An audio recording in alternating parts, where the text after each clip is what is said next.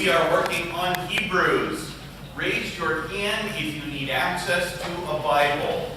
If you do not have one, you will need one.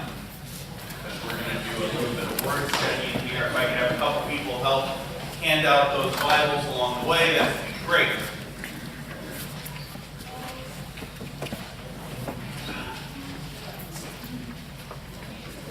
Need one up here. Need to have one or two back here, over here, along the way.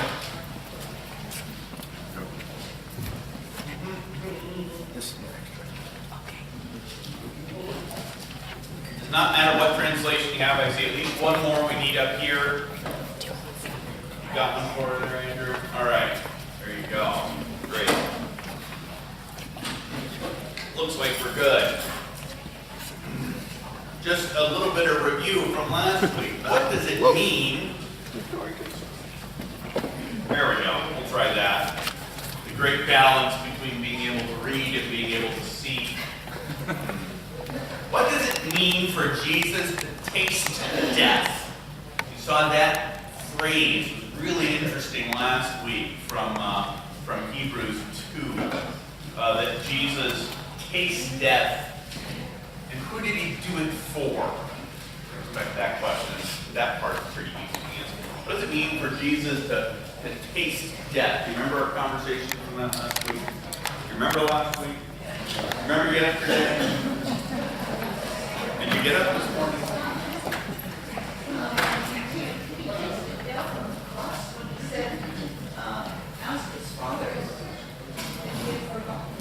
Yeah. My God, why have you forsaken me? Right. So he tastes or participates in death so that we don't, at least not ultimately. Right? That's the picture there. And who did he taste death for? For everyone. So not just for good people, not just for Giants fans, whatever, but he tastes death for everyone along the way. Next one, why is the author afraid that the hearers will fall away? Remember we had that whole thing in chapter 1 about how the angels are God's presence and that everything is good and right and salutary and everything fits together and they're in this perfect order. And then chapter 2 begins with this therefore, and he makes this urging that they not fall away. Why is he afraid they're going to fall away? Betsy? Because we're all sinful. Because we're all sinful. That's a pretty safe Sunday school answer, right? Right? That's true. That's true. Anything else to add to that from that last set? They have a long history of doing that? Yeah, absolutely. There's a lot of evidence that they have fallen away in the past in the Old Testament. You think of the children of Israel wandering for 40 years in the wilderness, and the whole story of the book of Judges is about Israel crying out to God, delivering them. They remember for a little while, and then they forget and fall away, and then they cry out to God and ask for deliverance and kind of go through. So there's plenty of evidence that God's people are not consistent. Lord, I believe, help my unbelief. We hear the gospel for this morning. All right, well, let's move on then. In fact, let's go to Hebrews chapter 2, verse 10. And we got sidetracked by a word, and we're just going to blatantly go rabbit hunting for a little while. We're going to dive into the rabbit hole. But to set that up, let's hear these verses. For it was fitting that he, for whom and by whom all things exist, there's that creation language, right? In bringing many sons to glory, should make the founder of their salvation perfect through suffering. For he who sanctifies and those who are sanctified all have one source. That is why he is not ashamed to call them brothers, saying, I will tell of your name to my brothers. In the midst of the congregation, I will sing your praise. And again, I will put my trust in him. And again, behold, I and the children God has given me. All right. So we had, at the end of our time last week, we spent a little bit of time talking about this word perfect. That Jesus is made perfect through suffering. And that kind of begs the question, I thought Jesus was already perfect. Why does he need to be made perfect if he is already perfect and without sin? I'm going to tell you why. And so we're going to take a look at this verse a little more carefully. For it was fitting. That's the same word that we get in Jesus' baptism. It is fitting for us to do this. It's appropriate. It all kind of hangs together, right? It was fitting that he, for whom and by whom all things exist, all things, everything comes to being, in bringing many sons to glory. What does glory mean there? You know that word doxology? That's glory. Doxology is gloriology. It's the study of the glory of God. And bringing many sons to glory. What does that mean there? Salvation. To be in glory is to be in the gracious presence of God. Okay? So that's kind of that's the image here. This is a very Old Testament picture that they are all going to be brought in to the gracious and wonderful presence of God. That in bringing many sons to glory should make the founder of their salvation perfect through suffering. And that word founder is what do you call the if you have a bad guy that's kind of the ultimate bad guy, what's he called? The arch villain. Right? Or archaeology is the study of the study of things that were at the beginning. That's this word there, the founder of their salvation, perfect through suffering. So let's look at this word perfect for a minute. The word is teleosai. And that means either perfected, but it also means accomplished, completed, reached its goal, fulfilled. I kind of like fulfilled almost a little bit better, pointing for the ultimate purpose of something. So this is really getting at not without error.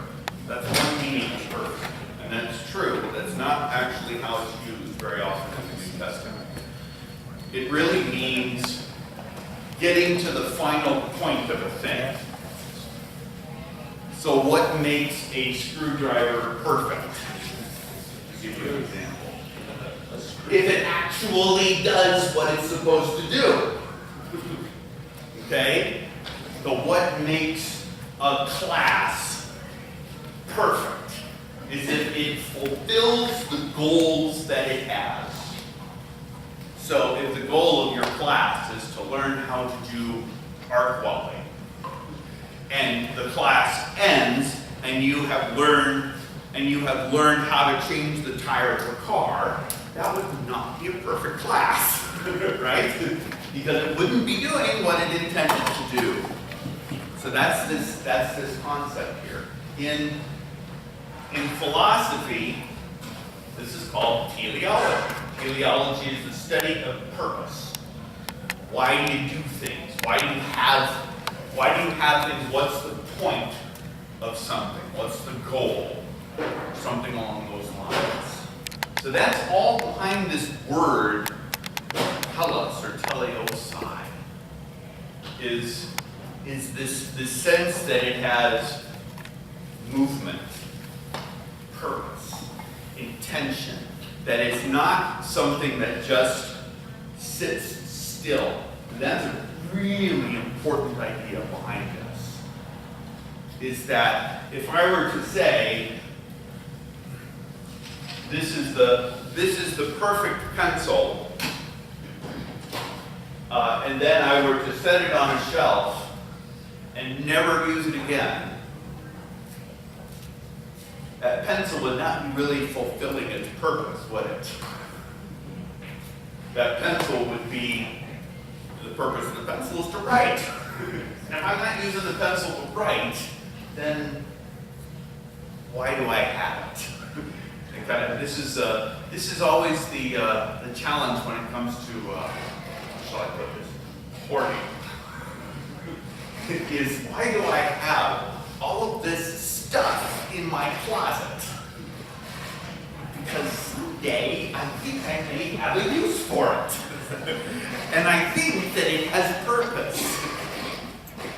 You know, I look on my workbench, and I kind of inherit all sorts of parts and pieces and stuff and things, and I look at something and think, I have no idea what this is.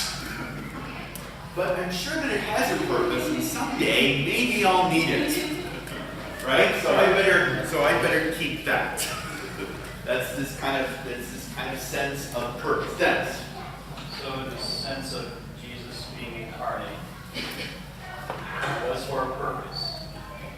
It was for a purpose. He completed that purpose by suffering. And that's where this kind of leads to, is that Jesus becoming a human being, being the Son of God and the Son of Mary, has purpose.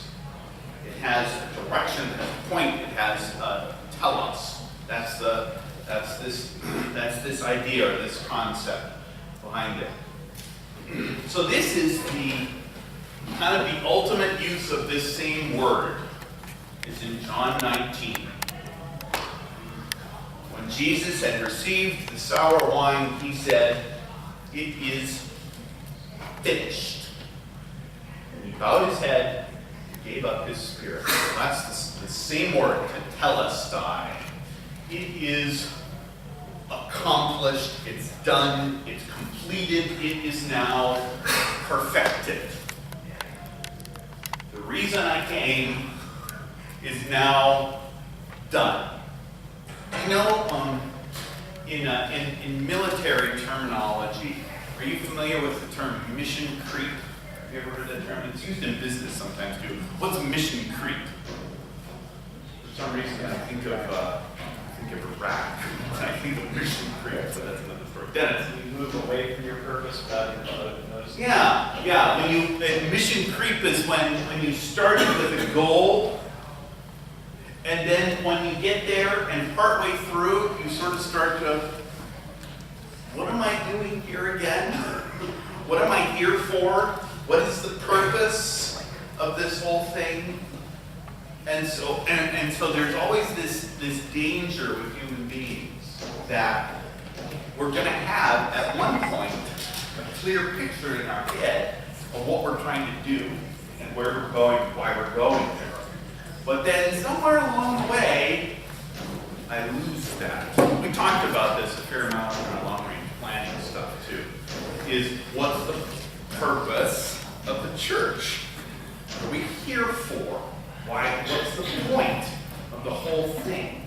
Well, Jesus' purpose is the salvation of the world. That's his plan. So you are his purpose. And your salvation, your connection or reconnection to God through his Son. That's the purpose. Miss that? There may be lots of great stuff going on and lots of great reasons, but it doesn't matter because that's not really why. That's not the point. That's why we're here along the way. So this is kind of the ultimate use of this. It's the same word that's used in Hebrew. So this word telos or telestai is used about 10 times in Hebrews, which is actually quite a lot. It's used 10 times or so in Hebrews. It's used about maybe 6 or 8 times in the whole rest of the New Testament. So more than half of the times that this word is used in the New Testament is in the book of Hebrews. So that's kind of why this works. This is why this is important, because it's used so often. So the first one is in chapter 2, which we're looking at. But listen to the rest of it here. And being made perfect, he became the source of eternal salvation to all who obey him. Listen. And then Hebrews 7. For the law made nothing perfect. But on the other hand, a better hope is introduced, through which we draw near to God. Again in 7. For the law appoints men in their weakness. Weakness is high priest. But the word of the oath, which came later than the law, appoints a son who has been made perfect forever. And then 9, which is symbolic of the present age. According to this arrangement, gifts and sacrifices are offered that cannot perfect the conscience of the worshiper. Well, that's really interesting, because that gets kind of a whole different idea. But when Christ appeared as a high priest of the good things that have come, then through the greater and more perfect tent, not made with hands, that is, not of this creation. We're going to come back to this page, but I want to give you all of these in order to kind of fill up. And again, since the law has but a shadow of the good things to come instead of the true form of these realities, it can never, by the same sacrifices that are continually offered every year, make perfect those who draw near. 10. For by a single offering he has perfected for all time those who are being sanctified. 11. Since God has provided something better for us, that apart from us they should not be made perfect. And then 2. This is probably the most famous use of this in Hebrews. Looking to Jesus, the founder and perfecter of our faith, who for the joy that was set before him endured the cross, despising the shame, and is seated at the right hand of the throne of God. I think that's one of the more well-known verses in the book of Hebrews. And then later, to the assembly of the firstborn who are enrolled in heaven, and to God, the judge of all, and to the spirits of the righteous made perfect. So now take all of these, and then what do you learn about this word here? What do you learn about how this word is used in Hebrews? Any thoughts kind of jumping in your head about this as you hear all of these different uses of perfect?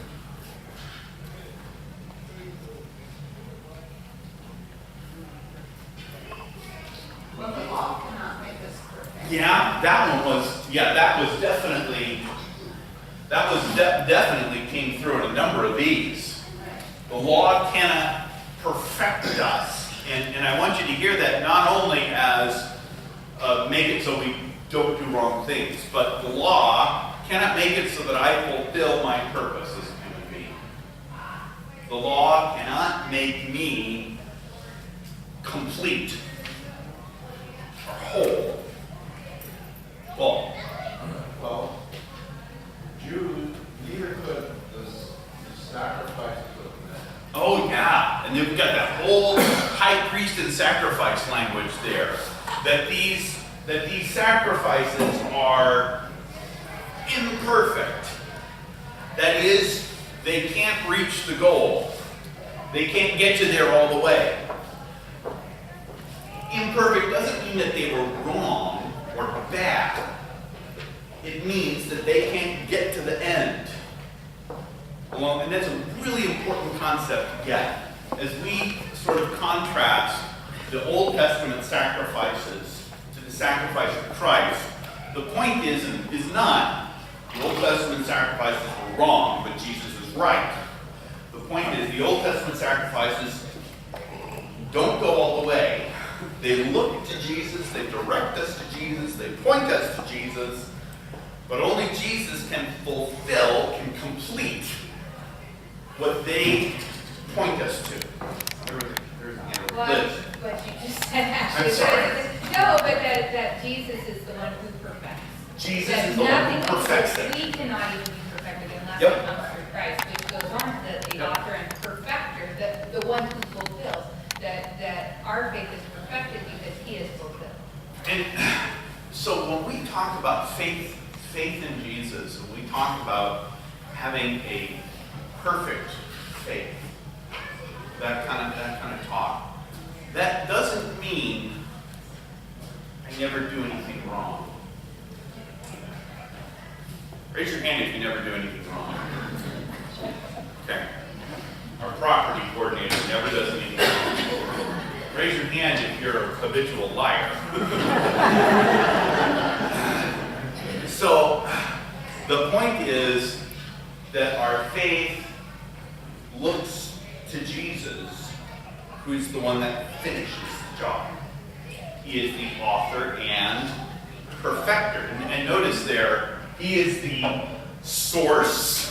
That's author talk there. He is the source and the completion. And so in Revelation he will say, I am the Alpha and the Omega, the beginning and the end, the first and the last.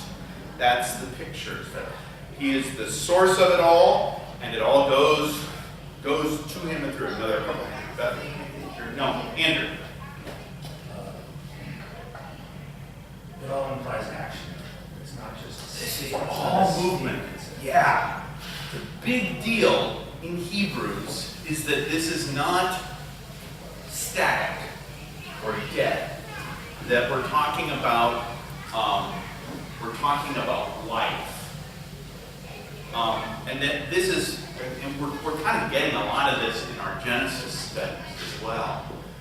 That the way that God's creation creates this movement that happens, that is constantly going and doing, and that this is not a kind of set thing.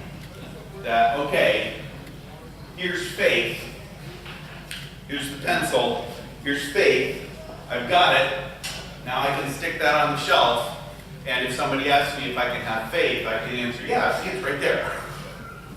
That's not the picture of faith that you get in the Bible.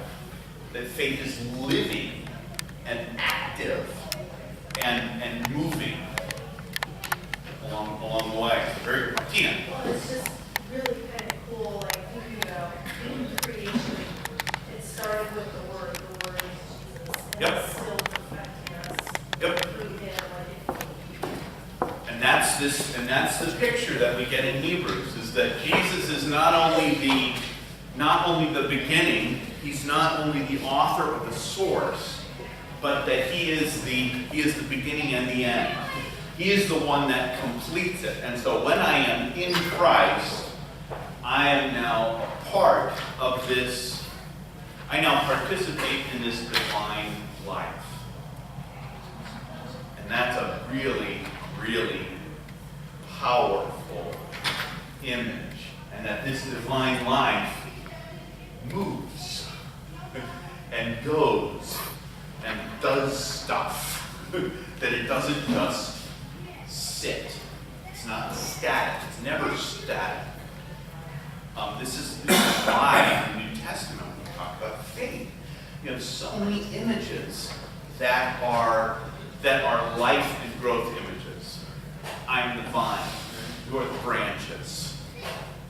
Even what at first glance seems like a kind of a static image is not actually. I am the door. Well, the door seems sort of static.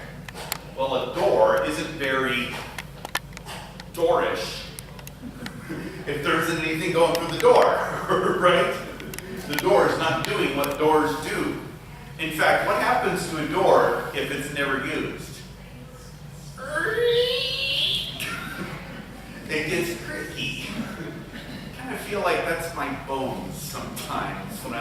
using them as much as I should, is that they become, they atrophy.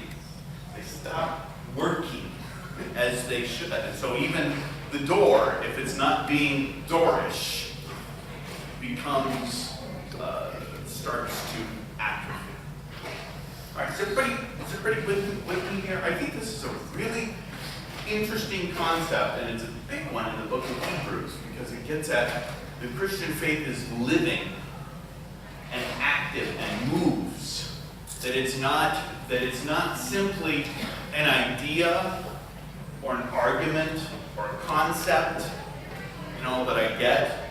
This is I don't remember what the most recent numbers were, but something like 60-70% of people in the United States say that they're Christian, but in many instances that has no actual impact on their identity, or at least it doesn't seem to. It doesn't appear to.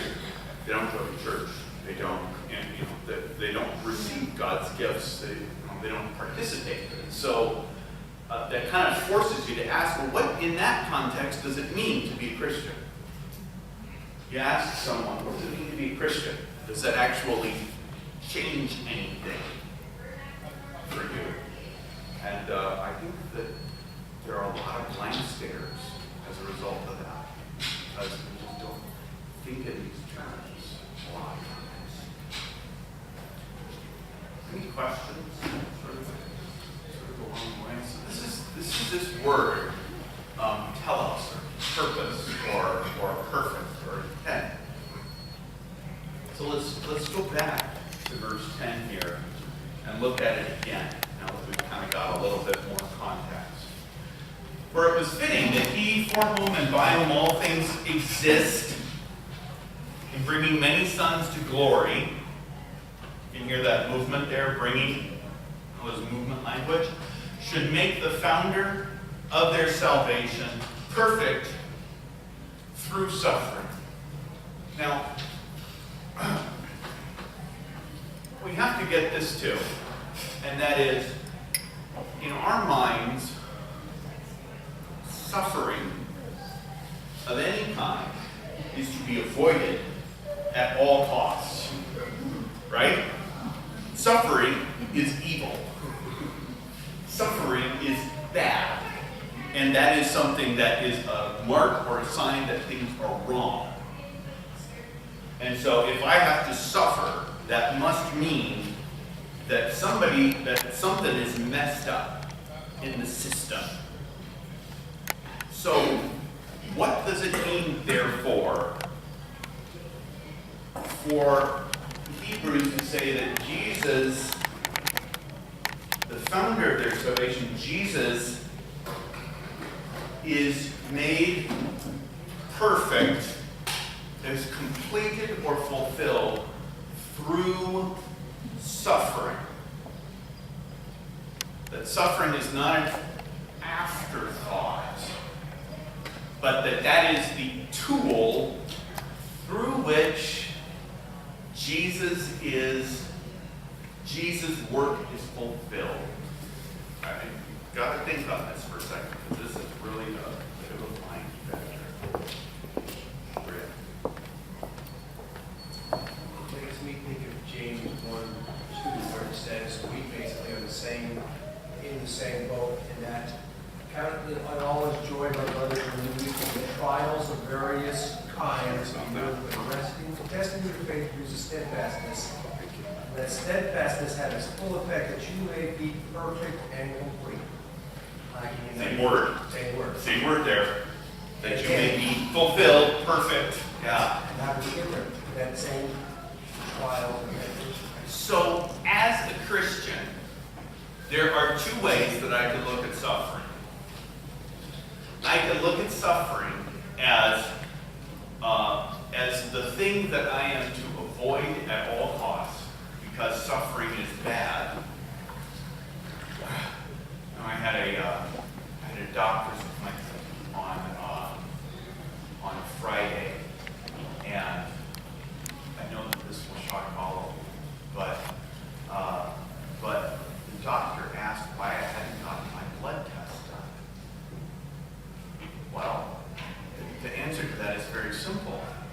I don't want to.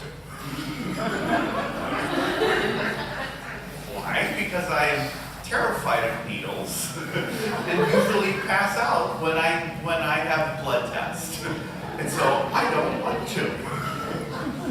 I want to avoid suffering at all costs. And so to go where someone is intentionally going to stick something in me just does not seem like a good idea.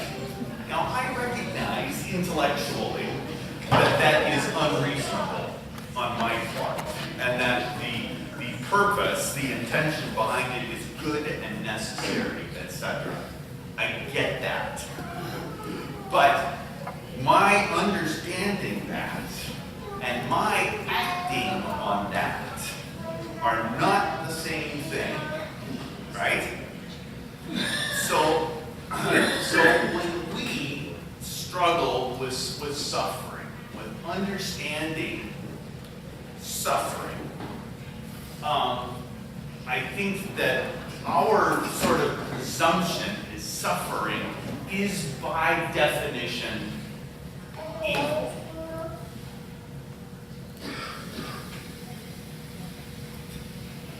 But what we get in Hebrews 2, and we're going to get this even more in the next two chapters, is that it is through suffering that Jesus' work is completed. In other words, without Jesus' suffering, there is no salvation. Now, and I know that there are a couple of hands coming here, and I will get to it, I promise. Can you think of a time in your life when suffering was actually a good thing? Notice I didn't say that you liked it, which is a very different question, right? But asking the question, can you think of a time in your life when suffering was a good thing? Childbirth. That is actually possibly the most biblical example. Right there. That's Romans 8. That we labor as in childbirth. And when the child is born, that the suffering, it's not that the suffering didn't exist, but that the suffering fades for the joy that the child is coming to the world. And that's Romans 8 right there. So it's a great example. Any other thoughts on Rod? Yeah, it brings to mind, when we talk about the word suffering, it seems to take on naturally as a negative thing. Yep. But it doesn't have to if you change your thinking about it. And I give you an example. I had a young man that worked for me who was his assignment was to do cold calling, he set up for sale. Yep. And through his experience, he found that he had to get the 7 no's before he could get to a yes. Right. So we get on the phone, and he would call, and he finished his call, and he slammed the phone down and go, yes! He says, one more no. One more no. One more no, he was closer to a yes. Yep.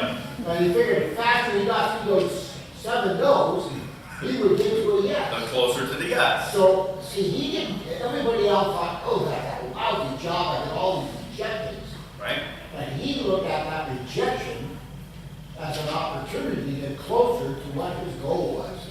And that kind of reminds me of this here, it's more of a process than a suffering. And anybody who's been after who's done training and so forth Right. knows exactly what I'm talking about. Sure. Because you're not going to get from here to there unless you go through a process of preparation, Right. of which, if you look at it incorrectly, or in one way, you'll say, oh, I gotta run another 3 miles before I can go into it. Or somebody else will say, got 3 more miles and I got it, So, to me, I think the word suffering needs to be expanded as a process of getting from point A to point B. And recognizing that getting from A to A to B is not going to be like this. No. It's But that is more like this. Exactly. Along the way. There was a hand over here. David, you had your hand up before you were going to pass. Okay. John, and then Barbara. Yeah, please. A good coach will make a man do what he doesn't want to do in order to become what he's always wanted to be. Yeah. Yeah. I mean, that's, and the other word that kind of keeps circling around that whole concept is the concept of discipline. That discipline means following. And so to discipline, the Lord disciplines those whom he loves. That concept is that I will follow, yea, though I walk through the valley of the shadow of death, I will fear no evil, for thou art with me, thy rod and thy staff that comfort me. Well, how can I go through the valley of the shadow of death? Why? Because thou art with me. And so he does not ask us to go through any kind of suffering that he himself does not go through. In fact, we're going to get that explicitly in a few verses. So absolutely. Barbara. It's true that suffering is evil for us, and we all have to endure it at some point in our lives. But if we can see a purpose in it, that changes the whole aspect. Like there was a purpose for this suffering. Yes, exactly. In our own lives, there's a purpose, and usually suffering can do one or two things. It can turn us away from God, or it can bring us closer to God. Sure. And when it brings us closer to God, it really nurtures our faith, and also through suffering, you can feel so many times the love of your friends and your family, and it makes you feel closer to them too. It teaches you to recognize the gifts that you have received. That's certainly true. And you have to point out one thing here that's also important to recognize, is that when we're talking about suffering as necessary, as here, perfect through suffering, I'm not talking about that the sin is what is good, right? So if I am, for example, talking about someone that has a dreadful disease, and I say to this person, well, I'm really sorry that you're dying from this vicious disease, but it's really a good thing. They're likely to stab me with their pen. And I couldn't blame them a whole lot for that, because the disease is clearly bad. However, God will use their suffering in order to bring about good, which is kind of the ultimate of what we see with our Lord, right? That his suffering at the hands of sinful men brings about the salvation of the world. The other thing about our suffering is it makes us realize how vulnerable we are. Sure. How much although we would like to think that we have it together and we're in control of our lives. Right. Yeah, absolutely. Lord, I believe you help my absolutely. Other thoughts as well? Well, kind of like, I go back to like Hebrews and the fall. There was perfection. Man messed it up.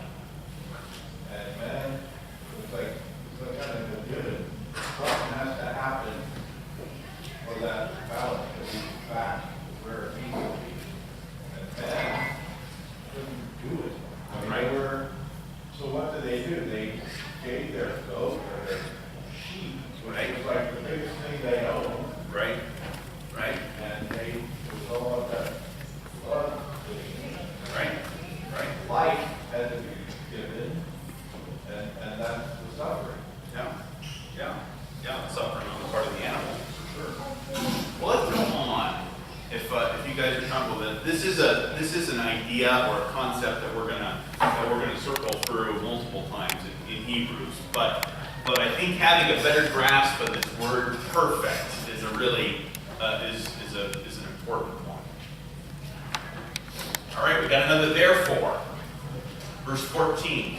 Since therefore the children share in flesh and blood, he himself likewise partook of the same things, that through death he might destroy the one who has the power of death, that is, the devil, and deliver all those who through fear of death were subject to lifelong slavery. For surely it is not angels that he helps, but he helps the offspring of Abraham. Therefore he had become a merciful and faithful high priest in the service of God to make propitiation for the sins of the people. What did I? So the name Mike? So therefore he had to be made like his brothers in every respect, so that he might become a merciful and faithful high priest in the service of God to make propitiation for the sins of the people. For because he himself has suffered when tempted, he is able to help those who are being tempted. All right. So we get this word share. I just love sharing, don't you? Always makes me laugh whenever I see the word share in here, because I just think of kindergarten. but that's certainly true as far as it goes. But we get there's these two words, share and the word partake, are actually the same word. Because the children partake in flesh and blood, he himself partakes in flesh and blood. It's a parallel. Why they use two different words to translate it? No idea. Stuff makes me crazy. So, therefore, the children share in this flesh and blood. He shares in that same flesh and blood, including through death, so that he can deliver those who through fear of death are subject to lifelong slavery. It's interesting that in Hebrews, death is the enemy. Death is the bad guy in the book of Hebrews in so many respects. When we talk about how do we witness to our neighbors and friends who are not Christians, probably not going to be best to start with a long discussion about the nature of sin and grace. Maybe depends on the person, I suppose. But everybody participates in death, right? Everybody experiences this in some way or another. This is kind of our common humanity.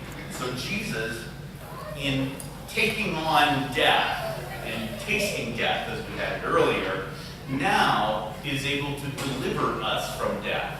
Why? Though I walk through the valley of the shadow of death, I will fear no evil. For you are with me. You have tasted death. Therefore, when I face death, I do not face death alone, ever. No such thing as facing death alone in the life of the baptized, because I'm never alone. And we get this language of made like his brother in every respect, so that he might become a merciful and faithful high priest. I think this is the first time we get high priest. Have we had that before? Anybody remember? I don't think we've had priest language. We mostly had the angels talk. But I think this is the first time we get high priest. All right. For next time, we remember last week that a hook word took us from the introduction into the first section of the book of Hebrews, which used to bring about a transition in the first part of the author's preaching about Christ being so much higher than the angels. That word was angels, used in both 1:4 and 1:5. Hook words appear in 2:17 and 3:1. What are they? angel talk to high priest language. And that's where we're going to start next week. Is it 3:1 through the end of 4. Does anybody have any final questions or comments or thoughts or anything along the way here?